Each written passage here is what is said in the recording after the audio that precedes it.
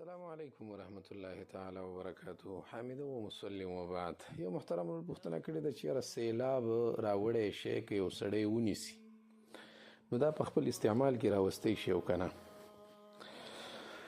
جناب عالی، سیلاب چې کوم شی راوړي دا په دوه قسمه وي. یو ته د فقهاو په عبارتونو کې غیر معتد به یا غیر ملتفت الیه ویلی شوی، او دویم هغه دی چې قیمتي شی وي معتد به وي.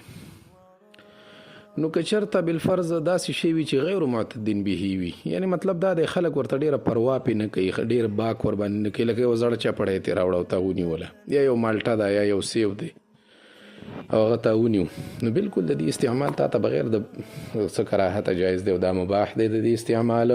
ځکه عام طور سره دغه رنګې شی چې د سړي نه لاړ شي بس هغه وایي زه مړه پرېږده چې لاړ شي.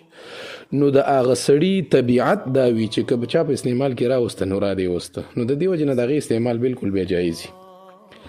لیکن دویم داسې شی دی چې هغه قیمتي شی دی، لکه تا په پوښتنه کې هم قیمتي خبره کړې، نو یو شی دی قیمتي دی او امکان دا وي چې هغه څیز پسې د خلک وګرځېږي او د هغې پوښتنې دې وکړي، نو هغه بیا په حکم د لقطې یا لیقطې کې دی. د هغې به هغه رنګې تشهیر کېږي لکه څنګه چې په لاره کې پیدا شوی شی، لاره کې سړی یو شی پیدا کړي او د هغې تشهیر څنګه په سړي باندې واجب دی، دغه رنګې به د دې تشهیر هم کوي. او د لیقطې او د لقطې مسله خو تیاره وړاندې موږ کړې، صحیح دی چې څونه وخت به یې تشهیر کېږي. او بیا که دا سړی چېرته فقیر و مصرف د زکات و نو بیا په خپل استعمال کې راوستی شي د تشهیر نه بعد، او چې په دې پوه شي چې اوس څوک نه راځي، او که نه چېرته بالفرض دغه کس مالدار و نو بیا یې استعمال کې هم نشي راوستی، ځکه لقطه دا مصرف د لقطې مصرف فقیر دی. د لقطې مصرف داسې فقیر دی لکه څنګه چې د نظر یا زکات مصرف فقیر دی. مالدار سړی هغه په خپل استعمال کې بالکل نشي راوستی او نه ورته استعمال جایز دی. دا مسله جامع الفتاوا لیکلې اووم جلد دی او 335 نمبر صفحه د لقطه کا مصرف.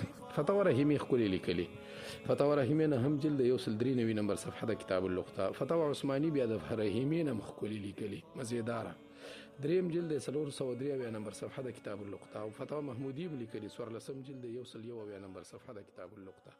السلام علیکم.